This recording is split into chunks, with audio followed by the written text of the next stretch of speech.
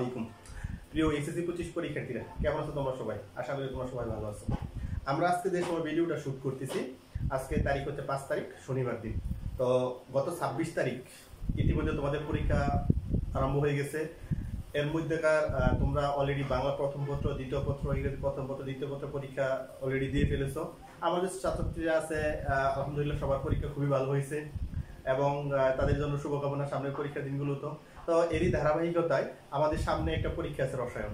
তো ওই রসায়ন পরীক্ষাটা যেন গত পরীক্ষাগুলোর মতো ভালো হয়, পরীক্ষায় যেন আমাদের A+ থাকে, এরই ধারাবাহিকতায় আমরা এনসিএ এবং কেমিস্ট্রি হাউসের পক্ষ থেকে আমরা তোমাদের জন্য রসায়নের একটা স্পেশাল সাজেশন নিয়ে আজকে তোমাদের সামনে হাজির হয়েছি।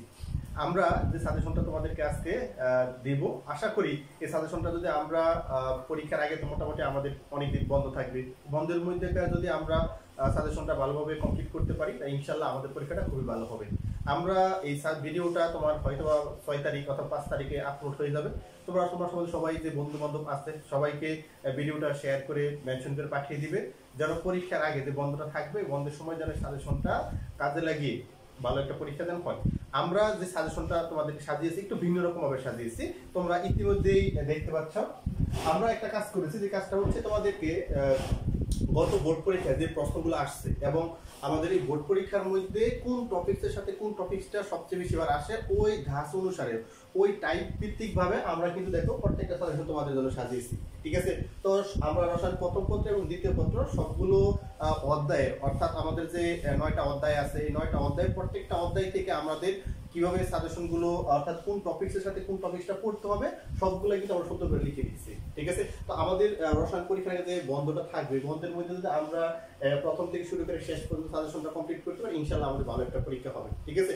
আরেকটা স্পেশাল কথা হচ্ছে, আমরা কিন্তু সৃজনশীলের গ উত্তর করতে গিয়ে ক খটা কিন্তু আমরা সবাই একটু হেলাফেলা করি, যার কারণে কিন্তু আমাদের ক খটা উত্তর করতে খুব কষ্ট হয়ে যায়। তাহলে আমাদের 5টা সৃজনশীলের মধ্যে তোমার মনে করো 5টা ক এবং স্বাভাবিকভাবেই 5টা খয়ের জন্য মোট 15 নম্বর। এই 15 নম্বরের জন্য আমরা অনেক সময় দেখা যায় কি আমাদের 15 নম্বর থেকে 10 নম্বর 11 নম্বর আনসার করতে পারি, বাকিটি পারি না, হয়তো অনেক সময় মনে থাকে না, ক খয়ের উত্তরগুলো আমরা তেমন ভাবে গুরুত্ব দিই না। তো তোমাদের স্পেশাল করে আমাদের ক খয়ের জন্য একটা স্পেশাল সাজেশন আমাদের কেমিস্ট্রি এর পক্ষ থেকে দেওয়া থাকবে। অবশ্যই সবাই ক খয়ের উপর অবশ্যই একটু জোর দিয়ে আমাদের পড়াগুলো একটু ভালো করে পড়ে নেবে, ইনশাআল্লাহ আমাদের ভালো একটা পরীক্ষা হবে। দেখো, আমরা গুণগত রসায়ন থেকে আমরা যে টপিক রসায়ন থেকে রসায়ন প্রথম পত্রের মধ্যে আমাদের প্রথম যে অধ্যায়টা আছে গুণগত রসায়ন, ঠিক আছে, আমাদের সিলেবাসের মধ্যে। তো এই গুণগত রসায়নের অধ্যায় থেকে যে টপিকগুলো তোমাদের পড়তে হবে, ওই বোর্ড প্রশ্ন অনুসারে কোন টপিকের সাথে কোন টপিকটা আছে আমরা কিন্তু সুন্দর করে সাজিয়ে গুছিয়ে লিখে রেখেছি। তোমরা প্র্যাকটিস করার সময় এইভাবে প্র্যাকটিস করলে আশা করি আমাদের সৃজনশীলগুলো কমন করার একটু বেশি সম্ভাবনা থাকবে। ঠিক আছে? তো প্রথমে আমরা এটাকে চাইলে CQ1 ধরতে পারি আর কি। হ্যাঁ, CQ1 প্রথমবার চাইলে CQ1। তো CQ1 এর মধ্যে আমরা প্রথম যে জিনিসটা রাখি সেটা হচ্ছে তোমার কি কোয়ান্টাম সংখ্যা। তো এই কোয়ান্টাম সংখ্যার সাহায্যে আমাদের যে সর্বোচ্চ ইলেকট্রন কতগুলো থাকতে পারবে, ওই ইলেকট্রন নির্ণয়ের ক্ষেত্রে আমাদের n অফ 3 এর মান 3 অথবা k 4 এর জন্য মানটা আমাদের সবসময় নির্ণয় করার কথা বলে। তাহলে আমরা এই n সমান 3 এবং 4 এর জন্য অলরেডি আমরা সবাই পারি, তারপরে একবার প্র্যাকটিস করে নিব। ঠিক আছে? তারপরে হচ্ছে হাইড্রোজেন পরমাণু বর্ণালী সিরিজ। তো হাইড্রোজেন পরমাণু বর্ণালী সিরিজ থেকে আমাদের যে ম্যাথগুলো সবচেয়ে বেশি বার আসে এবং যে ম্যাথগুলো তোমার গত বোর্ড প্রশ্ন এসেছে, এর মধ্যে তোমার কি প্রথম যে ম্যাথটা থাকে সেটা হচ্ছে তরঙ্গ দৈর্ঘ্যের মান নির্ণয় করা, তারপরে কম্পাঙ্কের মান নির্ণয় করা, নিউমান, তারপর কোন শক্তি স্তর থেকে তোমার কি দাপান্তরিত হলো এই মান নির্ণয়, অর্থাৎ n এর মান নির্ণয় করা 2 নাম্বার থেকে না 3 নাম্বার থেকে না 4 নাম্বার থেকে, আমরা অবশ্যই লাইমেন বা পার্সেন্ট সিরিজ করে আসছি ওইটা থেকে। আবার একই অঞ্চলে পাওয়া যাবে কিনা। ঠিক আছে? মনে করো আমাদেরকে দুইটা ইলেকট্রন দেওয়া আছে, মনে করো একটা x ইলেকট্রন আর একটা হচ্ছে তোমার কি y ইলেকট্রন। তো x y ইলেকট্রন দাপান্তরের ফলে সৃষ্ট বর্ণালীটা তোমার কি একই অঞ্চলে পাওয়া যাবে কিনা, এরকম কিন্তু অনেকগুলো, অর্থাৎ অনেকগুলো বোর্ড প্রশ্ন দেখবা এই টাইপের ম্যাথটা আমাদের আছে। কিন্তু দুটো ইলেকট্রন দেওয়া আছে অথবা একটা ইলেকট্রন দেওয়া থাকে, যে একটা ইলেকট্রন দেওয়া থাকে তাহলে নরমালি ইলেকট্রনটা তোমার কি কোন অঞ্চলে পাওয়া যাবে, তার বর্ণ কি, কম্পাঙ্ক কি, এটা আসতে পারে। অথবা দুইটা ইলেকট্রন দেওয়া থাকলে x y ইলেকট্রন দাপান্তরের ফলে সৃষ্ট বর্ণালী একই অঞ্চলে পাওয়া যাবে কিনা। আমাদের যে টেস্ট পেপারটা আছে, তো এই টেস্ট পেপারের মধ্যে গুণগত রসায়নে তুমি গেলে দেখবা 23 সালের বা 22 সালের অনেকগুলো বোর্ডের মধ্যে আমাদের কিন্তু এই জাতীয় প্রশ্নগুলো দেওয়া আছে। তো আমরা সবাই একটু দেখে নিব। ঠিক আছে? তারপরে আসো 2 নম্বর যে টাইপ, এটা যে আমরা CQ2 ধরি। হ্যাঁ, CQ2 এর মধ্যে দেখো আমাদের তিনটা নীতি আমরা সবাই পড়েছি, একটা হচ্ছে আহ্বান নীতি, পোলের নীতি, আর তোমার কি পোলের বর্জন নীতি, একটা হুন্ডি নীতি। তো এই তিনটা নীতি থেকে, আহ্বান নীতি, পোলের বর্জন নীতি আর হুন্ডির নীতি থেকে আমাদের সব সময় ক খ নম্বরের প্রশ্নটা আসে, মাস্ট আমাদের এবার আসবে। ঠিক আছে? গ নম্বরের মধ্যে আমাদের আসতে পারে। ঠিক আছে? এই গ নম্বরের জন্য আমরা এই আহ্বান নীতি, পোলের বর্জন নীতি, হুন্ডি নীতি তিনটাই শিখে নিব, যে নম্বরে আমাদের আসুক না কেন। ঠিক আছে? তারপর হচ্ছে পরমাণু মডেল। পরমাণু মডেল, পরমাণু মডেলের মধ্যে সাধারণত রাদারফোর্ড পরমাণু মডেল আর হচ্ছে তোমার কি বোর পরমাণু মডেল। রাদারফোর্ড পরমাণু মডেল আর বোর পরমাণু মডেলের নর্মালি আমাদের এই আলোচনাগুলো এমন আসে না, তবে এইবার জন্য একটু পড়ে নিবা তোমরা যে দুইটা মডেলের মধ্যে কোন মডেলটা অধিক উপযোগী বা বোর পরমাণু মডেলে কেন অধিক গ্রহণযোগ্যতা বেশি, এর কারণগুলোকে একটু দেখে নিব। তারপরে আসে দ্রাব্যতা, আমাদের মোস্ট ইম্পর্টেন্ট যে টপিক দ্রাব্যতা বা তারপর দ্রাব্যতার গুণফল অথবা তোমার কি আয়নিক গুণফল, যেটাকে আমরা কেএসপি কেআইপি নামে জানি, বা বিচিত্র দ্রবণ পদক্ষেপ করবে কিনা। তোমরা ঢাকা বোর্ড 23, যেহেতু আমাদের গত বছর রসায়ন পরীক্ষা হয় নাই, তো ঢাকা বোর্ড 23 এর মধ্যে একটা বোর্ড প্রশ্ন আছে। এই বোর্ড প্রশ্নটা একটু ভালো করে সবাই দেখে নেবে। ঘন নম্বরের মধ্যে প্রশ্নটা আসে যে কোনো নরমাল আয়নের ঘনমাত্রা নির্ণয়, ঠিক আছে। যেমন মনে করো সিলভার ক্লোরাইড দেওয়া থাকলো, সিলভার ক্লোরাইডের মধ্যে Ag+ আয়নের ঘনমাত্রা নির্ণয় করো, অথবা Cl- আয়নের ঘনমাত্রা নির্ণয় করো, ঠিক আছে। অথবা তোমার মনে করো মিশ্রিত দ্রবণে পদক্ষেপ করবে কিনা, মিশ্রিত দ্রবণে ঘন নম্বরের জন্য মিশ্রিত দ্রবণে তোমার কি পদক্ষেপ করবে কিনা। তো আমরা তো সবাই জানি কেআইপি কেএসপি মধ্যে সম্পর্ক আছে। তো সম্পর্ক অনুসারে যদি কেআইপি মানটা বৃহৎ হয় তাহলে অবশ্যই আমাদের মিশ্রিত দ্রবণ পদক্ষেপ করবে, ছোট হলে পদক্ষেপ করবে না। এই টপিকটা মোস্ট ইম্পর্টেন্ট, ঠিক আছে। এই টপিকটা ভালো করে দেখবা, ইনশাআল্লাহ আমাদের এই টপিক থেকে একটা সৃজনশীল থাকার সম্ভাবনা সবচেয়ে বেশি, ঠিক আছে। তারপরে সময়ায়ন ম্যাথ, আমাদের নরমালি সময়ের পর থেকে ম্যাথ খুব কম আসে, ঢাকা বোর্ড 21 আসছে তোমার, ঠিক আছে। তো তোমরা সহজ একটা কথা বলে দিই, সময়ের পরের যে ম্যাথ অথবা ব্যাখ্যাটা আছে তুমি ঢাকা বোর্ড 21টা ভালো করে দেখবা, ঢাকা বোর্ড 21টা ভালো করে প্র্যাকটিস করবে, তাহলেই হবে, ঠিক আছে। তারপর আসো CQ3, আমাদের নরমালি গুণগত রসায়ন থেকে দুইটা সৃজনশীল আসে, এটি স্বাভাবিক। তারপরেও আমরা এই যে টপিকগুলো তোমাদের দাদা লিখে রেখেছি, এটা MCQ-তে বা তোমার বিভিন্ন পকের মধ্যে কাজে লাগতে পারে, এই জন্য একটু দেখে নিব। এর মধ্যে এই টপিকটা সবচেয়ে বেশি গুরুত্বপূর্ণ। দেখো X24 অর্থাৎ ডি অরবিটালের ম্যাগনেটিক কোয়ান্টাম সংখ্যার মান ভিন্ন। আমরা সাধারণত ক্রোমিয়ামের ক্ষেত্রে জানি যে ক্রোমিয়ামের সর্বশেষ কক্ষপথের ডি অরবিটালের জন্য ম্যাগনেটিক কোয়ান্টাম সংখ্যার মান ভিন্ন হয়, এটা প্রমাণ। এই প্রশ্নটা অনেকবার এসেছে আমাদের, ঠিক আছে। এই প্রশ্নটা একটু ভালো করে দেখবা। তার সাথে আরেকটা ব্যতিক্রমী ইলেকট্রন বিন্যাস, ঠিক আছে। এই ব্যতিক্রমী ইলেকট্রন বিন্যাসের ক্ষেত্রে আমরা সবাই জানি ক্রোমিয়াম আর স্বাভাবিকভাবে কপারের যে ব্যতিক্রমী ইলেকট্রন বিন্যাসটা আছে, এই ব্যতিক্রমী ইলেকট্রন বিন্যাস থেকে আমাদের ঢাকা বোর্ডের প্রশ্ন এসেছে। তারপরে হচ্ছে তোমরা আরেকটা প্রশ্ন দেখবা ঢাকা বোর্ড 22, ঢাকা বোর্ড 22 এর 2 নম্বর সৃজনশীলটা আছে, সৃজনশীল একটু ভালো করে দেখে নিবা। তারপর হচ্ছে এনে একটা জিনিস দেখতে পারো, আমাদের এমসিকিউ জন্য কাজে লাগতে পারে, কৌণিক ভরবেগ। তারপর হচ্ছে তোমার কি বিকিরিত শোষিত শক্তির যে পরিমাণটা নির্ণয় আছে, এখান থেকে আমরা ইলেকট্রনের যে গতিবেগটা আছে, এই টপিকটি একটু ভালো করে দেখবে, এটা আমাদের এমসিকিউ জন্য কাজে লাগতে পারে। তারপরে এসে গিয়ে আমরা তো বললাম এই কোয়ান্টাম সংখ্যার মান ভিন্ন, এইখানে আমরা সৃজনশীল CQ3 হিসাবে তোমরা ধরতে পারো আর কি। তো গুণগত রসায়ন থেকে আমরা এই টাইপ ভিত্তিক সৃজনশীলগুলো যদি আলোচনা করতে পারি, ইনশাআল্লাহ আমাদের ভালো একটা পরীক্ষা আমাদের হবে। তারপর আসো মৌলের পর্যাবৃত্ত ধর্ম ও রাসায়নিক বন্ধন। তো মৌলের পর্যাবৃত্ত ধর্ম রাসায়নিক বন্ধন থেকে নরমালি আমাদের 3টা সিকিউ থাকে, সবসময় থাকে 3টা সিকিউ। তো এই 3টা সিকিউ থেকে আমরা দেখো যে প্রশ্নগুলো সবচেয়ে বেশি আসছে, কোন টপিকের সাথে কোন টপিকটা আমাদের রিলেটেড আছে, ওই রকম ভাবে কিন্তু আমরা সাজিয়ে রেখেছি, ঠিক আছে। তো প্রথমে যেটা আমরা দেখো লিখে রেখেছি সেটা হচ্ছে পর্যাবৃত্ত ধর্ম থেকে। পর্যাবৃত্ত ধর্ম মধ্যে নরমালি আয়নীকরণ শক্তি, ইলেকট্রন শক্তি, গলনাঙ্ক ত্বরণাঙ্ক বা তড়িৎ ঋণাত্মকতা। এর মধ্যেকার গত আমাদের যেহেতু স্বাভাবিকভাবে তোমার কি পরীক্ষা হয় নাই, 24 পরীক্ষা হয় নাই, 23 সালে পরীক্ষা হয়েছিল। 23 সালে পরীক্ষার মধ্যে কিন্তু আমাদের আয়নীকরণ শক্তি রেখেছিল, ঠিক আছে, আয়নীকরণ শক্তি। এইবার আমাদের জন্য সবচেয়ে বেশি আমাদের কাছে যেটা মনে হইতেছে যে গলনাঙ্ক ত্বরণাঙ্কটা আমাদের সম্ভাবনাটা বেশি, ঠিক আছে। গলনাঙ্ক আর এর সাথে ইলেকট্রন আসক্তিটা, ঠিক আছে। এই দুটো টপিক সেটা ভালো করে দেখবা, গলনাঙ্ক ত্বরণাঙ্ক এটা তোমার কি ইলেকট্রন আসক্তি। তারপর এর সাথে আমরা যে টপিকটা রাখছি যেটা হচ্ছে ফাজানের নীতি। হ্যাঁ, আমরা সবাই জানি, তোমার বোর্ড প্রশ্নগুলো দেখলেই দেখবা যে আমাদের পর্যাবৃত্ত গলনাঙ্ক অর্থাৎ এর সাথে কিন্তু ফাজান নীতিটা সবচেয়ে বেশি আসছে। এইবার গত যে প্রশ্নটা তোমার ছিল গ্রুপ ভিত্তিক ভাবে কিন্তু আমাদের আসছে, ঠিক আছে। গ্রুপ ভিত্তিক ভাবে আমাদের 23 সালে কিন্তু প্রশ্ন যে ঢাকা বোর্ডের প্রশ্নটা হয়েছে 23 তোমার, এটার মধ্যে কিন্তু গ্রুপ ভিত্তিক ভাবে আমাদের অলরেডি আসছে। এই জন্য আমাদের কাছে মনে হচ্ছে পর্যায় ভিত্তিক ভাবে ফাজানের নীতিটা পর্যায় ভিত্তিক ভাবে একটু গুরুত্বপূর্ণ দেওয়া শিখবা, তাহলে হবে। তারপরে আসো আমরা স্পেশাল করে রাখছি ডি ব্লক। তো এই ডি ব্লক থেকে একটা প্রশ্ন সব সময় আসে, গত 2-3 বার তুমি দেখবা যে সকল ডি ব্লক মূলে তোমার কি নয়, অবস্থান্ত ধাতু নয়। আমরা সবাই জানি কোন একটা ডি ব্লক মূল তোমার অবস্থান্ত ধাতু হয়ে যায়, শর্ত দুইটা। একটা হচ্ছে তোমার কি স্থিতিশীল আয়ন হতে হবে, 2 নম্বর হচ্ছে তোমার কি ডি অরবিটাল ইলেকট্রন সংখ্যা 1 থেকে 9 এর ভিতর থাকতে হবে, তাহলে ডি ব্লক মূলের আমরা সাধারণত অবস্থান্ত ধাতু বলতে পারি। তার এই প্রশ্নটা আমাদের প্রায় সময় আসছে গ নম্বরের জন্য, তোমরা একটু ভালো করে গুরুত্ব দিয়ে শিখে নিবা, এইবার আমাদের আসতে পারে, এতে আমাদের আশ্চর্য হওয়ার কিছু নাই, ঠিক আছে। তারপর হচ্ছে ডি ব্লকের ক্ষেত্রে আমরা যে হাইব্রিডাইজেশন সংকরণ করি, এই ক্ষেত্রে যে প্রশ্ন সবচেয়ে বেশি আসছে, তুমি ঢাকা বোর্ড আর প্রশ্ন দেখলেই দেখবো যে ডায়ামেট্রিক নাকি প্যারামেট্রিক, ঠিক আছে। এই টপিকটা যেহেতু আমাদের গত 2 বারই আসছে, তো এবার আসার সম্ভাবনাটা কম। তবে এর সাথে যে প্রশ্নটা আমাদের সবচেয়ে বেশি আসছে রঙিন যৌগ তৈরি করে, আমাদের এই ডি ব্লক অর্থাৎ অবস্থান্ত ধাতু সময়টা প্রধান বৈশিষ্ট্য হচ্ছে এরা কি তৈরি করতে পারে, রঙিন যৌগ তৈরি করতে পারে। তো তোমরা যে কাজটা করবা এই ডি ব্লকের সাথে রঙিন যৌগ তৈরি, এই প্রশ্নটা একটু ভালো করে খেয়াল করবা। অবশ্যই ডায়ামেট্রিক প্যারামেট্রিক দেখবাই, যেহেতু আমার গত 2 বারই আসছে, এবারও তো আসবে এমন কোনো কথা নেই। তো 3টা টপিক একটু ভালো করে দেখলে আমরা আশা করি এটা সৃজনশীল খুব সহজে উত্তর করতে পারবো। তারপর আসো সব মোস্ট ইম্পর্টেন্ট, এটা যদি আমরা CQ1 ধরি, তোমার এটা হচ্ছে CQ2 ধরতে পারো, এটা হচ্ছে তোমার CQ3 ধরতে পারি আমরা। দেখো CQ3 এর মধ্যে আমরা যৌগের জ্যামিতিক আকৃতি সংকরায়ন, যৌগের জ্যামিতিক আকৃতি কি সংকরায়ন, অর্থাৎ আমরা ডি ব্লক ছাড়াই আমাদের যে সংকরায়নগুলো করতে হবে, ঠিক আছে। আমরা কিন্তু খুব মজা করে আলু ভর্তা থিওরি দিয়ে কিন্তু এই যৌগের জ্যামিতিক আকৃতি সংকরায়ন করেছিলাম, আশা করি তোমরা সবাই ক্লাসগুলো করেছো।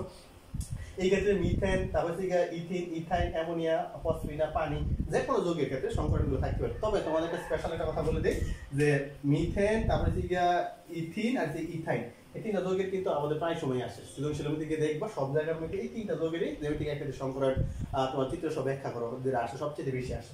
তার সাথে আমরা যে জিনিসটা হচ্ছে বেসপার থিওরি, এই বেসপার থিওরি থেকে আমরা সবাই জানি যে দেখো আমরা পানি versus hydrogen sulphate, ammonia versus ফসফিনা, অ্যামোনিয়া ভার্সেস PCl3, ফসফিনা ভার্সেস PCl3, দেখো প্রত্যেকটা লিখে রেখেছি। তোমরা যদি বোর্ড প্রশ্নগুলো অবশ্যই দেখো যে স্বাভাবিকভাবে এর একটা কথা আছে হাইড্রেটের বন্ধন করে পার্থক্য কেন, হাইড্রেটেড, ঠিক আছে। হাইড্রেট বলতে সাধারণত তোমার অ্যামোনিয়া হইতে পারে, ঠিক আছে। তারপর হচ্ছে তোমার মনে করো PH3 হতে পারে, দেখো বিভিন্ন বোর্ড প্রশ্নের মধ্যে এরকম লেখা থাকে হাইড্রেটের বন্ধন করে পার্থক্য ব্যাখ্যা করো। আমাদের জানি সাধারণত একই সংকরণ হওয়া সত্ত্বেও এদের মধ্যে বন্ধন করে কিছু পাওয়া যায়, পার্থক্য পাওয়া যায়। তো এই স্বাভাবিকভাবে আমাদের এই বেসপার থিওরিটা অনুসারে ব্যাখ্যাগুলো একটু পার্থক্যগুলো একটু ভালো করে শিখে নিই, ঠিক আছে। তো আমরা আশা করি এই CQ3 পার্টটা আছে এখান থেকে আমাদের একটা সৃজনশীল থাকবে, ডি ব্লক থেকে আমাদের একটা সৃজনশীল থাকবে, তারপর হচ্ছে তোমার কি পর্যায়বৃত্ত ধর্ম প্লাস হচ্ছে ফাজার নীতি থেকে একটা সৃজনশীল থাকবে। এই টপিকসটা একটু ভালো করে তোমরা এরকম ভাবে পড়ে নেবে, ইনশাআল্লাহ আমরা মৌলের পর্যায়বৃত্ত ধর্ম, রাসায়নিক বন্ধন থেকে 3টা সৃজনশীল ইনশাআল্লাহ আমরা উত্তর করতে পারবো যদি আমাদের আসে, ঠিক আছে।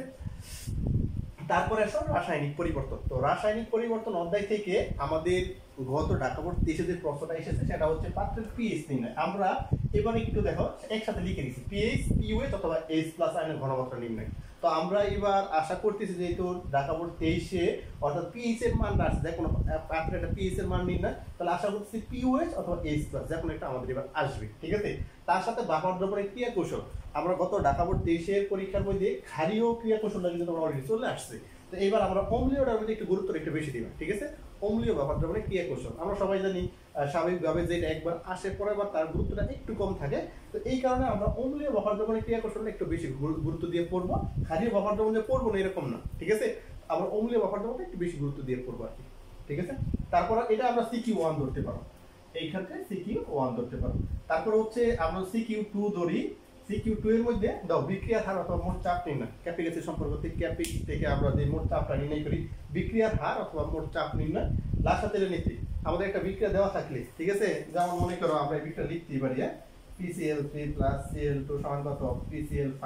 তো এই বিক্রিয়ার ক্ষেত্রে আমরা সাধারণত জানি বিক্রিয়া তাপ উৎপাদী নাকি তাপ হারি, এটা তোমাদের অবশ্যই দেওয়া থাকবে। দেওয়া দেওয়ার পরে ওই বিক্রিয়ায় অধিক উৎপাদ পাওয়ার জন্য, ঠিক আছে, অধিক উৎপাদ পাওয়ার জন্য কি কি পদক্ষেপ গ্রহণ করতে হবে, তাপমাত্রার প্রভাব, চাপের প্রভাব, ঘনমাত্রার প্রভাব, অর্থাৎ যে নিয়ামকগুলো আমাদের পরিবর্তন করতে হয় আর কি, ঠিক আছে। এরকম বিক্রিয়া দেওয়া থাকলে উক্ত বিক্রিয়ার মধ্যে তোমার উৎপাদ বৃদ্ধি করার জন্য তুমি কি কি পদক্ষেপ গ্রহণ করবে। এক্ষেত্রে আমাদের যে নিয়ামকগুলো আছে তাপমাত্রা, চাপ, ঘনমাত্রার প্রভাব আমাদের বাড়াইতে হয়, কমাইতে হয়, তাপ উৎপাদী বিক্রিয়ায়, তাপ হারি বিক্রিয়ার ক্ষেত্রে, ঠিক আছে।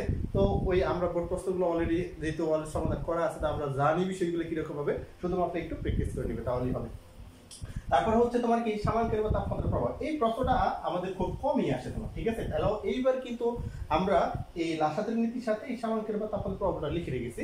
তো তোমরা একটু বাদ দেওয়ার কোনো সুযোগ নেই, আমরা এই প্রশ্নটা দেখবো সবসময় যেহেতু লাসাতের নীতি আসতেছে, এবার না আসতেও পারে, এই জন্য আমরা সামাঙ্কের বা তাপমাত্রার প্রভাবটা তোমাদের সাথে লিখে রেখেছি, তোমরা একটু প্র্যাকটিস করে নিবে, ঠিক আছে। তারপর আসো CQ3 থেকে।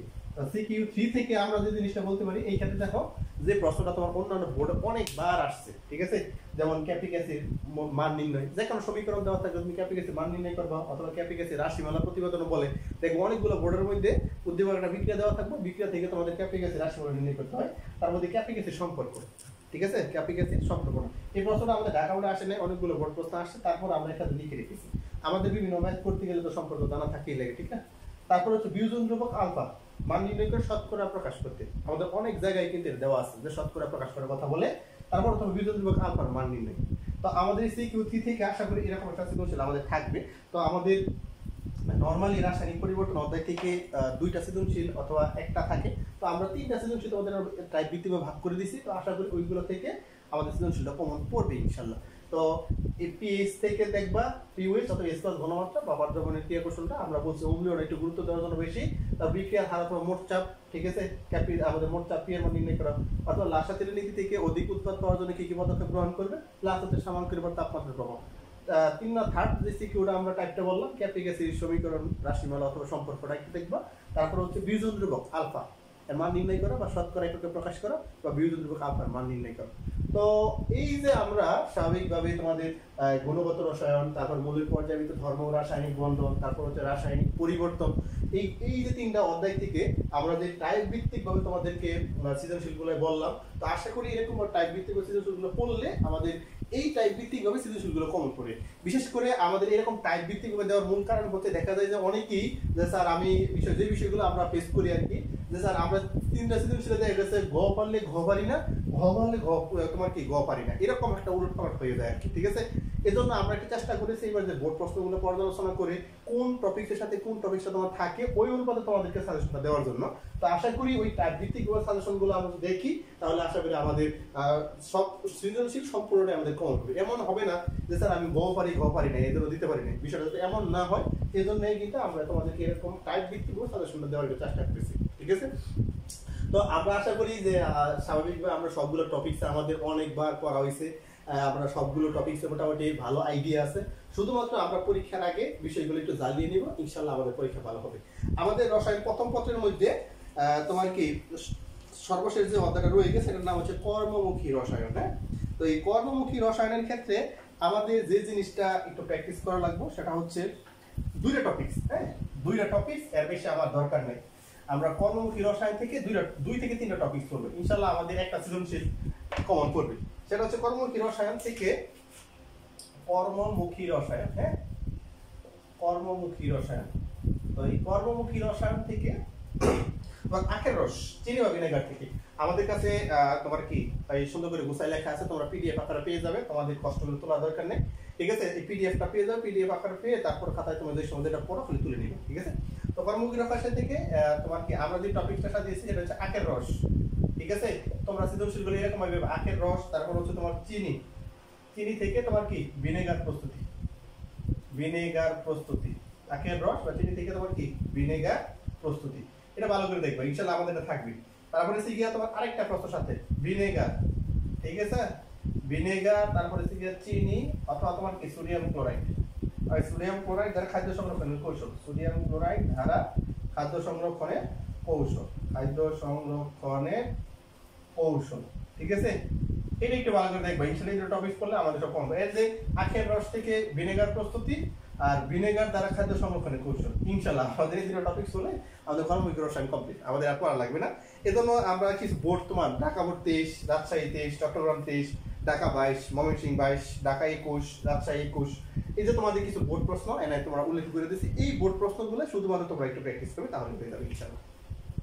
তো আমরা এখন মাত্র তোমাদের রসায়ন প্রথম পত্র দিলাম, রসায়ন দ্বিতীয় পত্রটা এরকম একটা সম্পর্কে সাজেশন তোমাদের চলে আসবে। তো সবাই ভালো থাকবে, সুস্থ থাকবে, সবার শুভকামনা রইল।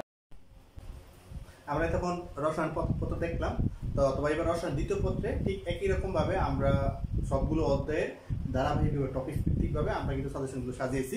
চলো শুরু করি।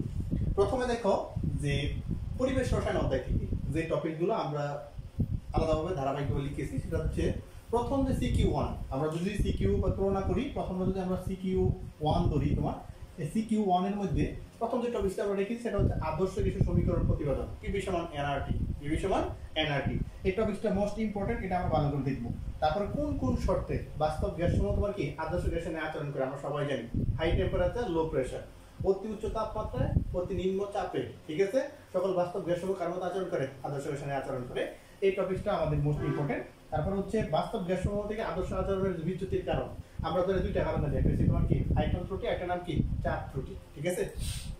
তো এই 3টা টপিক থেকে আমরা আশা করি একটা সৃজনশীল আমাদের পরীক্ষায় থাকবে, ঠিক আছে। এটা হচ্ছে আদর্শ গ্যাস সমীকরণ প্রতিপাদন, দ্বিতীয়টা হচ্ছে কোন কোন শর্তে বাস্তব গ্যাস সমূহ তোমার কি আদর্শ গ্যাসের ন্যায় আচরণ করে, প্লাস হচ্ছে বাস্তব গ্যাস সমূহ আদর্শ আচরণ থেকে বিচ্যুতির কারণ, ঠিক আছে, আয়তন ত্রুটি এবং কি চাপ ত্রুটি।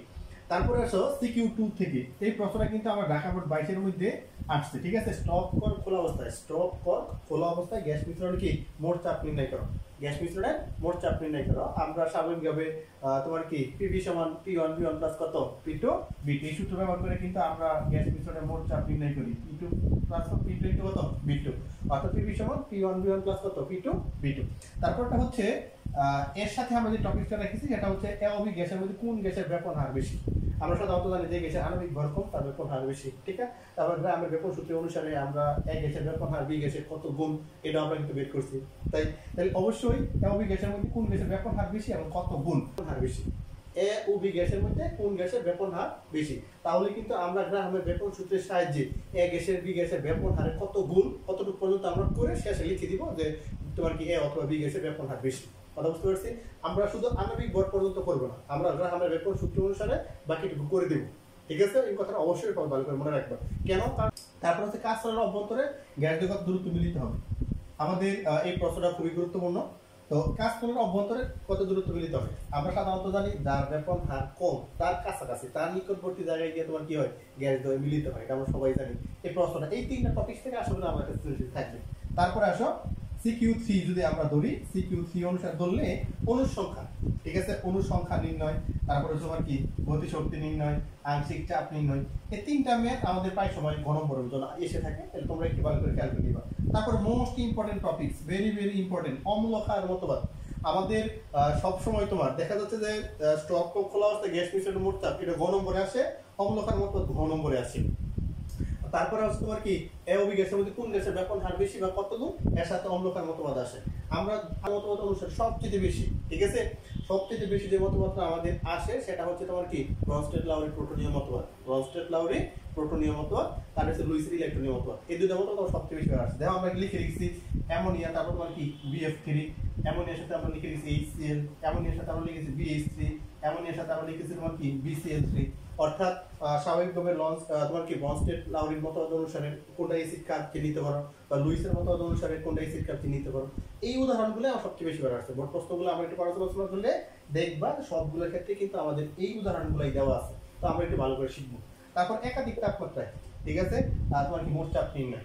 আমরা দেখে রেখে যে উদ্দীপকে যদি একটা তাপমাত্রা দেওয়া থাকে এবং প্রশ্নের মধ্যে যদি তোমার কি আরেকটা তাপমাত্রা দেওয়া থাকে, যদি দুইটা তাপমাত্রা উল্লেখ করা থাকে তাহলে প্রশ্নটা কিন্তু আমাদের অনুসারে কাজ দুইভাবে করতে হয়, ঠিক আছে। প্রথমটা আমাদের মানটা বের করতে হবে হচ্ছে তোমার কি PV সমান P1 V1 প্লাস কত P2 V2, ঠিক আছে। এই ক্ষেত্রে আমরা যে মানটা পাই ওটা বসায় তোমার কি গেল সেকেন্ড চাপীয় সূত্র অনুসারে P1 বাই কত P1 P2 বাই কত P2, এই সূত্র বসায় দ্বিতীয় তাপমাত্রা বের করতে হয়। এটা হচ্ছে প্রশ্নের তাপমাত্রা, এটা হচ্ছে তোমার কি উদ্দীপকের তাপমাত্রা ব্যবহার করে আমাদের দুই ভাবে অঙ্ক করতে হয়। তো এই অঙ্কটা আমাদের অনেকটা বোর্ড প্রশ্নে আসে, আমরা এই জন্য তোমাদেরকে দেখিয়ে দিলাম। তোমরা একটু অর্থাৎ এই টাইপ ভিত্তিক ভাবে সবচাইতে যেটা আসলে ভয়ের বিষয়, আমরা আসলে জৈব জগৎটাতে কেন যে ভয় পাই এটা আমরা আসলে নিজেরাই জানি না। আমার আসলে ব্যক্তিগত ওই 7-8 বছর শিক্ষকতার জীবনের মধ্যে আমরা যখন দ্বিতীয় বছর পড়াইতে যাই যে স্যার আমরা জৈব জগৎ পারি না, কিভাবে পড়বো, এত বিষয় মনে থাকে না, কিছু না। তো আমরা চেষ্টা করি তাদেরকে জৈব জগৎগুলো খুব সহজ টেকনিকে, খুব বিভিন্ন ধরনের ক্রিটিক্যাল বিষয়গুলো আমরা বিভিন্ন ধরনের টাইপ টেকনিকের সাহায্যে এগুলো শেখানোর জন্য, একটু মজা নিয়ে শেখানোর জন্য আর কি। তারপরেও ছেলেমেয়েরা অনেকে একটু অনীহা প্রকাশ করে, তারপরে আমরা তাদেরকে বিভিন্নভাবেই শেখানোর চেষ্টা করি। তো এই জৈব জগৎ থেকে আমাদের কমপক্ষে 3টা সৃজনশীল থাকে। এখন যদি আমাদের ফরচুন ফর দ্য ব্রেভ অর্থাৎ যখন ভাগ্য খুবই ভালো থাকে তাইলে তোমার দেখবা 2টা সৃজনশীল আসতে পারে। তবে ধরে নেও তুমি পরীক্ষা বসার আগ পর্যন্ত যে আমার 3টা সৃজনশীল আসছে, এজন্য জৈব জগৎ আমাদের কোনোভাবেই বাদ দেওয়ার কোনো সুযোগ নাই। কেন? কারণ আমরা যখন বোর্ড পরীক্ষা পরবর্তী অ্যাডমিশন পরীক্ষায় যাবো, হ্যাঁ, তখন দেখবা স্বাভাবিকভাবে এই জৈব জগৎ ছাড়া আমার কিছু করার নাই। এজন্য আমাদের জৈব জগৎ ভালোভাবে পরীক্ষা করতে হবে। তো জৈব জগৎ এত বিশাল পড়ার মধ্যে আমরা তোমাদের জন্য তোমার কি বিভিন্ন বোর্ড প্রশ্ন পর্যালোচনা করে সবকিছু পর্যালোচনা করে আমরা এই টপিকগুলো তোমাদের জন্য সিলেক্ট করেছি। আশা করি এই টপিকগুলো থেকে আমাদের বোর্ড পরীক্ষার প্রশ্ন কমন করবে ইনশাআল্লাহ, ঠিক আছে। প্রথমত আসো সমানতা। তো সমানতা থেকে আমরা সবচেয়ে বেশি ভেরি ভেরি ইম্পর্টেন্ট টপিক যেটা সমানতা থেকে জ্যামিতিক, আলো কত টোটোমারিকা, এই 3টা সমানতা একটু ভালো করে পড়বা। তারপর হচ্ছে নীতির ক্ষেত্রে মার্কনিকভ নীতি আর তোমার কি এন্টি মার্কনিকভ নীতি, দুইটা একসাথে দেখবা। তারপরে মোস্ট ইম্পর্টেন্ট SN1 এবং SN2 বিক্রিয়ার যে কৌশল ভালো করে দেখবা, ভেরি ভেরি ইম্পর্টেন্ট। তারপর হচ্ছে অ্যালকোহলের ক্ষেত্রে তার ঘনীভবন বিক্রিয়া, তারপরে কেনিজারো বিক্রিয়া, তারপরে হচ্ছে অ্যালকোহল অ্যালডিহাইড কিটোন যে শনাক্তকরণ বিক্রিয়াগুলো আছে মোস্ট ইম্পর্টেন্ট, এটা ভালো করে দেখবা। তারপর হচ্ছে অ্যামিন বেনজিন ফেনল আর রেজোনেন্স, এই টপিকটি একটু ভালো করে দেখবা। আমাদের এই টপিক অ্যামিন বেনজিন কেন এটা তোমার কি রেজোনেন্সেরটা। তারপর হচ্ছে অ্যালকাইলেশন, অ্যাসাইলেশন, নাইট্রেশন, সালফোনেশন এর যে কৌশলটা আছে, ঠিক আছে? অ্যালকাইলেশন, অ্যাসাইলেশন, নাইট্রেশন আর তোমার কি সালফোনেশন যে কৌশলটা সেটা দেখবে, এটা আমাদের এবারের জন্য ভেরি ভেরি ইম্পর্টেন্ট। তারপর হেলুফর্ম, এর সাথে টলেন বিকারকটা তোমরা একটু দেখবা, হেলুফর্মের সাথে টলেন বিকারক, টলেন বিকারক, ঠিক আছে? টলেন বিকারক আর হেলুফর্ম বিক্রিয়ার যে শর্তটা আছে এই দুটো টপিক তোমরা একসাথে দেখে নিবা, হেলুফর্ম বিক্রিয়ার শর্ত আর টলেন বিকারক, এই দুটো একটু ভালো করে টলেন বিকারকের ক্ষেত্রে যে শনাক্তকরণ বিক্রিয়াটা আছে। তারপরে দেখো আমরা আলাদা করে নিচে লিখছি টলেন বিক্রিয়া আমাদের লেখা আছে, হেলুফর্ম বিক্রিয়া শর্ত লিখেছি অ্যালডল ঘনীভবন বিক্রিয়া। এই কয়েকটা টপিক তোমরা একটু ভালো করে দেখে দিবা, ইনশাআল্লাহ আমাদের যোগাযোগ থেকে সৃজনশীল কমন পড়বে, ঠিক আছে? আর এর বাইরে পড়া দরকার নেই। তোমার একটা আমি এতটুকু বলতে পারি যে এই টপিকগুলো আমরা অলরেডি যতটুকু পড়ছি আরেকবার যদি আমরা রিভিশন দিতে পারি ইনশাআল্লাহ আমাদের যোগাযোগ থেকে 3টা সৃজনশীল আমরা কমন পড়বে ইনশাআল্লাহ, ঠিক আছে? তারপর আসো পরিমাণগত রসায়ন, তোমার একটা সৃজনশীল আমি আউট করে দিলাম, ঠিক আছে? সেটা হচ্ছে আয়ন ইলেকট্রন পদ্ধতিতে শনাক্তকরণ। তারপর হচ্ছে লোহায় ভেদলের শতকরা পরিমাণ, তোমার আমি প্রশ্ন আউট করে দিলাম, ঠিক আছে? তুমি পরীক্ষা প্রশ্নের দিকে তুমি দেখতে পারবে যে প্রশ্নটা তোমার প্রশ্নের মধ্যে আছে, ঠিক আছে? আমি তোমার আউট করে দিলাম, সেটা হচ্ছে আয়ন ইলেকট্রন পদ্ধতিতে সমতাকরণ এর সাথে তোমার লোহায় ভেদলের শতকরা পরিমাণ নির্ণয়, ধরে নাও তোমার আসছে, ঠিক আছে? একটা সৃজনশীল আমার কমন।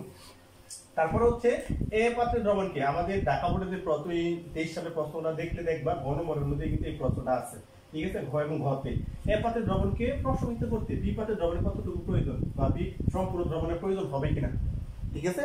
কতটুকু প্রয়োজন অথবা সম্পূর্ণ দ্রবণের প্রয়োজন হবে কিনা একটা প্রশ্ন কিন্তু আমাদের ঢাকা বোর্ডে আছে, তো এসে তুমি দেখবা। আর যে এ পাত্রের দ্রবণকে তোমার কি বি পাত্র দ্বারা টাইট্রেট করতে কোন নির্দেশক উপযোগী, আমরা সাধারণত নির্দেশক তো আমরা পড়ে আসছি, ঠিক না? ওই কোন নির্দেশকটা উপযোগী, এই দুটো টপিকস আমাদের তোমার কি একসাথে আমরা সময় সবচেয়ে বেশি, তোমরা পড়ার সময় এই দুটো টপিকের সাথে ভালো করে খেয়াল করে দেখবা, ঠিক আছে? তারপর সর্বশেষ আমাদের মোস্ট ইম্পর্টেন্ট সেটা হচ্ছে আমাদের যে ঘনমাত্রা একাত্তর পিপিএম, পিপিবি, পিপিটি, ঠিক আছে? তোমার কি তারপর হচ্ছে ডেসি থেকে সেমি, তারপর মূল সংখ্যা, এই যে আমাদের 1 2 3 4 5 টাইপের যে ম্যাথটা আছে ঘ নম্বরের জন্য মোস্ট ইম্পর্টেন্ট, ঠিক আছে? পিপিএম, পিপিবি, পিপিটি, ডেসি থেকে সেমিতে তোমার কি যে কোনো দ্রবণের ঘনমাত্রা তোমার যদি পরিবর্তন করতে হয়, যেমন ডেসি থেকে সেমি মূল্য নিলে কি পরিমাণ পানি যোগ অথবা তোমার অপসারণ করতে হয়, অথবা মূল সংখ্যা যে কোনো ম্যাথ থাকতে পারে। আমরা মূল সংখ্যাটা সম্পর্ক জানি, n সমান w/m = b/y দশমিক 4 = কত n/n = কত sb। তো আমরা এই সম্পর্ক থেকে মূল সংখ্যা যে কোনো ম্যাথ কিন্তু আমরা বের করতে পারি, কথা বুঝতে পারছি?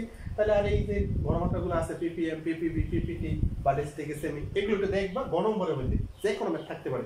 তার সাথে মিশ্রিত দ্রবণের পিএইচ, প্রকৃতি অথবা ঘনমাত্রা নির্ণয়। আমাদের আশা করি এইবার পরীক্ষায় এই দুটো টপিকস থেকে আমাদের প্রশ্ন থাকবে ইনশাআল্লাহ, ঠিক আছে? তারপর হচ্ছে লোহার বিশুদ্ধতা, আমরা তো বললাম এই ভিডিওতে লোহার খণ্ডের বিশুদ্ধতা যাচাই করো, তো এটা আমরা এর সাথে দিয়ে রেখেছি, যদি এই পাশে না থাকে তাহলে এই সাথে পাই না। তাহলে পরিমাণগত রসায়ন থেকে আমি আরেকবার বলি, তুমি আয়ন ইলেকট্রনের সমতাকরণ লোহায় ভেতরে শতকরা পরিমাণ নিলে তোমার প্রশ্ন মধ্যে তোমার আসছে, একটা প্রশ্ন তোমার আমাকে আউট করে দিল। 2 নম্বর হচ্ছে এর পাত্রে দ্রবণকে প্রশমিত করতে বি পাত্রে কতটুকু প্রয়োজন নাকি সম্পূর্ণ দ্রবণের প্রয়োজন হবে, এরকম একটা প্রশ্ন কিন্তু ঢাকা বোর্ডে এই সময় অলরেডি আসছে।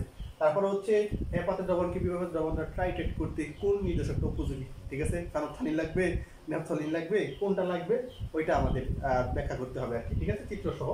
তারপরে পিপিএম, পিপিবি, পিপিটি, ডেসি থেকে সেমি, মূল সংখ্যা যে ঘনমাত্রা ম্যাথগুলো আছে দেখবা। মিশ্রিত দ্রবণের পিএইচ, প্রকৃতি অথবা ঘনমাত্রা নির্ণয়। তারপরে তো লোহার খণ্ডের বিশুদ্ধতা আছে। এই যে আমরা টপিকটা লিখলাম না তোমার পরিমাণগত রসায়ন থেকে, ইনশাআল্লাহ আমাদের ঠিক একই রকম হবে, এইভাবেই আমাদের প্রশ্নগুলি থাকবে, ঠিক আছে? তুমি লিখে নাও, আমি বলে দিলাম তোমাকে, তো ওই অনুসারে এই প্রশ্নগুলো একটু ভালো করে প্র্যাকটিস করবে। আমাদের আরেকটা অধ্যায় যেটা রয়ে গেছে সেটা হচ্ছে তোমার তড়িৎ রসায়ন। হ্যাঁ, তো তড়িৎ রসায়নের ক্ষেত্রে আমাদের সবসময় একটা সৃজনশীল আসে। তাহলে এইবার আমাদের কাছে যে বিষয়টা মনে হচ্ছে তোমার তড়িৎ রসায়নের ক্ষেত্রে যে ম্যাথটা তোমার আসবে সেটা হচ্ছে ফ্যারাডে সূত্র থেকে। হ্যাঁ, তড়িৎ রসায়ন। তো তড়িৎ রসায়নের ক্ষেত্রে প্রথম যে টপিকটা তুমি পড়বা সেটা হচ্ছে ফ্যারাডে সূত্রের ক্ষেত্রে আমরা সবাই জানি ফ্যারাডে সূত্রের যে ব্যাখ্যা বা যে ম্যাথগুলো আমরা বলছি W কত MIT/কত Fx, MIT/কত Fx, ঠিক আছে? তো এই MIT/Fx দিয়ে আমাদের ঢাকা বোর্ড 22 এবং 23 মধ্যে তোমার কি ঢাকা বোর্ড 22 এবং 23 মধ্যে দুইটা সৃজনশীল আছে। যে সৃজনশীলটা হচ্ছে তোমার এরকম যে উদ্দীপকের দ্রবণের মধ্যে তোমার কত এমপিএর মধ্যে চালনা করলে তড়িৎ বিশ্লেষণের পর দ্রবণের ঘনমাত্রা কি পরিবর্তন হবে। আমাদের সাজেশনের মধ্যে দেওয়া আছে অলরেডি, দেখো যে উদ্দীপকের দ্রবণের মধ্যে কত এম্পিয়ার বিদ্যুৎ চালনা করলে তড়িৎ বিশ্লেষণের পর দ্রবণের ঘনমাত্রা কি পরিবর্তন হবে। ঠিক আছে, এই প্রশ্নটা একটু দেখবো। ঢাকা বোর্ড 22 এবং 23, ঢাকা বোর্ড 22 এবং 23, ঢাকা 22 অথবা 23 দুইটার মধ্যে কিন্তু আমাদের এই বিদ্যুৎ প্রবাহ চালনা করার পরে দ্রবণের ঘনমাত্রা কত হবে এটা কিন্তু আসছে। এই প্রশ্নটা একটু মোস্ট ইম্পর্টেন্ট ভালো করে দেখে নিবা। তার সাথে ঠিক আছে পাত্রে সংরক্ষণ করা যাবে কিনা, যেটা আমরা পাত্রের ম্যাথ হিসেবে আমরা সবাই জানি। ঠিক আছে, পাত্রে সংরক্ষণ করা যাবে কিনা, মনে করেন এ দ্রবণটি বি ধাতুর পাত্রে সংরক্ষণ করা যাবে কিনা। এ দ্রবণটি বি ধাতুর পাত্রে সংরক্ষণ করা যাবে কি না। মোস্ট ইম্পর্টেন্ট, যে কোনো সৃজনশীলের ক্ষেত্রে তোমার এটা আছে, এই প্রশ্নটা ভালো করে করবা। এ দ্রবণটি বি ধাতুর পাত্রে সংরক্ষণ করা যাবে কি না। ঠিক আছে, আমাদের তারপরটা হচ্ছে তোমার কি যে কোনো তাপমাত্রায়, মনে করো টি সমান 30 ডিগ্রি সেলসিয়াস তাপমাত্রায় তোমার কোষ্ঠীর ইএমএফ নির্ণয় করো। এটা ভালো করে করবা। ঠিক আছে, তার সাথে সামগ্রিক কোষ বিক্রিয়া আমরা জানি অ্যানোডে জারণ বিক্রিয়া, ক্যাথোডে তোমার কি বিজারণ বিক্রিয়া, তারপর যোগ করবা, যোগ করলে সামগ্রিক কোষ বিক্রিয়া বের হয়ে যাবে। ঠিক আছে, এটা দেখবা। তারপরটা হচ্ছে ক্যাথোডে কি পরিমাণ, মনে করো একটা তোমার ইয়া দেওয়া আছে, কোষ দেওয়া আছে Fe থেকে Fe2+, তার সাথে দেওয়া আছে তোমার কপার 2+ থেকে কপার। বলা হয়েছে যে উক্ত কোষের মধ্যে 10 মিনিট বিদ্যুৎ চালনা করলে ক্যাথোডে কি পরিমাণ ধাতু জমা হবে। উক্ত কোষের মধ্যে 10 মিনিট তুমি যদি কি করো বিদ্যুৎ চালনা করলে ক্যাথোডে কি পরিমাণ ধাতু জমা হবে। এই ম্যাপটা একটু ভালো করে দেখবা। সর্বশেষ যেটা রাসায়নিক শক্তি তড়িৎ শক্তিতে রূপান্তর, তড়িৎ শক্তিতে রূপান্তর, যে প্রশ্নটা আবার আগে পরে খুব কমই আসছে, এইবার আমাদের জন্য খুবই গুরুত্বপূর্ণ। ড্যানিয়েল কোষ হিসেবে আমরা যেটা জানি রাসায়নিক শক্তিটা তড়িৎ শক্তিতে রূপান্তর, এটা একটু ভালো করে দেখবা। সর্বশেষ আমরা যেটা বলতে পারি কোষ বিভাগের ক্ষেত্রে যদি আমাদের কোষ বিভাগ নির্ণয় করার কথা বলে, যদি আমাদের অবশ্যই চিত্র অঙ্কন করার কথা বলে, তাহলে অবশ্যই তোমরা চিত্র অঙ্কন করে নিবা। ঠিক আছে, মোটামুটি তড়িৎ রসায়ন থেকে পুরো প্রশ্নগুলো করলে আমাদের মোটামুটি কমন করবে ইনশাআল্লাহ। আমি আরেকবার বলে দিই, তড়িৎ রসায়ন থেকে আমাদের ফ্যারাডের সূত্রের যে ম্যাথটা আছে W=MIT/Fx, তারপরটা হচ্ছে তোমার এটা থেকে আমাদের বলছি ঢাকা বোর্ড 22 এবং 23 এর মধ্যে দ্রবণের মধ্যে তোমার কি এত এম্পিয়ার বিদ্যুৎ চালনা করলে সাধারণত দ্রবণের তড়িৎ বিশ্লেষণ দ্রবণের ঘনমাত্রা কত হবে, এটা আমরা বলছি। তারপর হচ্ছে এর দ্রবণের বি ধাতুর মধ্যে সংরক্ষণ করা যাবে কিনা। অনেকগুলো বোর্ড প্রশ্ন আমাদের ম্যাথগুলো আছে, একটু ভালো করে দেখে নিবা তাহলে হবে। তারপর এত ডিগ্রি সেলসিয়াস তারপর কোষ বিভাগ নির্ণয় করো। তারপর তোমার কি যে এরকম যদি আমাদের স্বাভাবিকভাবে দেওয়া থাকে তাহলে 10 মিনিট বিদ্যুৎ চালনা করলে দ্রবণে কি পরিমাণ ক্যাথোডে কি পরিমাণ ধাতু জমা হবে। তারপর বলছে রাসায়নিক শক্তি তড়িৎ শক্তিতে রূপান্তর, তার সর্বশেষ কোষ বিভাগ। তো আমরা তোমাদেরকে এই যে দুইটা পত্রের মধ্যে অর্থাৎ রসায়ন প্রথম পত্র এবং দ্বিতীয় পত্রের মধ্যে আমরা যে সাজেশনগুলো তোমাদেরকে বললাম আর কি। ঠিক আছে, তো আশা করি অর্থাৎ আমাদের এই সাজেশনগুলো থেকে যে টাইপ ভিত্তিকভাবে আমরা তোমাদেরকে দিয়েছি ইনশাআল্লাহ আমাদের এটা কমন পড়বে ইনশাআল্লাহ। তো সবাই এই ক্লাসটা আপলোড হওয়ার পরে আমাদের রসায়ন পরীক্ষা তো আরো কয়েকদিন বাকি আছে, তো সবাই ক্লাসটা হয়তো আজকে আপলোড হয়ে যাবে, আজকে 5 তারিখ অথবা 6 তারিখ অথবা 7 তারিখে, অর্থাৎ 2 দিনের ভিতরে ক্লাসটা NCA কেমিস্ট্রি হাউস এর ইউটিউব চ্যানেল এবং ফেসবুক পেজে আপলোড হয়ে যাবে। সবাই ক্লাসটা শেয়ার করে রেখে দিবে, তোমাদের বন্ধু বান্ধবকে জানিয়ে দিবে। আমাদের রসায়ন পরীক্ষা বন্ধের আগে আমরা বিষয়গুলো একবার রিভিশন দিয়ে দিব, ইনশাল্লাহ আমাদের ভালো পরীক্ষা হবে। আমরা তোমাদেরকে আরেকটা কথা বলে দিই যে আমাদের এই সাজেশনটা এখানে দেওয়া আছে, আমরা পিডিএফ আকারে আমরা অবশ্যই তোমাদেরকে দিয়ে দিব গ্রুপের মধ্যে। তোমরা সবাই পিডিএফটা ডাউনলোড করে নিয়ে পড়ার সময় যদি টপিকটা লাগবে শুধু ওই সময় লিখে নিয়ে তাহলে কাজ করলে হবে। আরেকটা জিনিস এমসিকিউর বিষয়টা আমরা স্বাভাবিকভাবে যে জিনিসটা তোমাদেরকে বলতে চাই সেটা হচ্ছে আমাদের যে গত যে বোর্ড প্রশ্নগুলো আছে প্রত্যেকটা আমাদের টপিক ভিত্তিক যে বোর্ড প্রশ্নগুলো আছে এগুলো একটু ভালো করে সমাধান করবা। গত 3 থেকে 4টা বোর্ড, তুমি 4 বোর্ড না করলেও 3টা বোর্ড সমাধান করবা, ইনশাআল্লাহ আমাদের কমন করবে।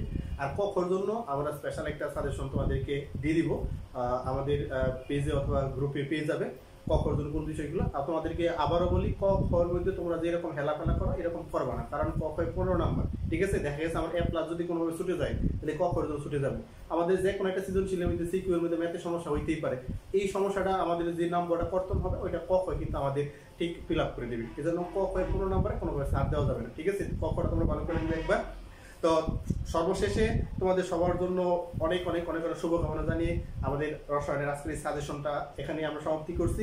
তো সবাই ভালো করে প্রস্তুতি নেবে, ভালো করে পরীক্ষা দিবে, ইনশাল্লাহ আমাদের ভালো একটা রেজাল্ট হবে। এবং আমাদের পরীক্ষার পরে অ্যাডমিশন যে বিষয়টা আছে ওই অ্যাডমিশন বিষয়ে আমরা আমাদের সর্বোচ্চ প্রস্তুতি নিয়ে আমরা চেষ্টা করবো আমরা সবাই যেন পাবলিকে পড়তে পারি, যাদের বুয়েট আছে চিন্তা ভাবনা বা তাদের ডাক্তার চিন্তা ভাবনা আছে বা অন্যান্য পেশা যারা যাইতে চাই না কেন, আমরা সবাই সবার জন্য মনের ইচ্ছা পূর্ণ হয়। সবার জন্য অনেক অনেক বেশি দোয়া ভালোবাসা রইল। সবাই আমার জন্য দোয়া করবা, আমি যেন আমার লক্ষ্যে পৌঁছাতে পারি, তোমাদের লক্ষ্যে তোমরা পৌঁছাতে পারো, তোমাদের জন্য অসংখ্য দোয়া ভালোবাসা রইল।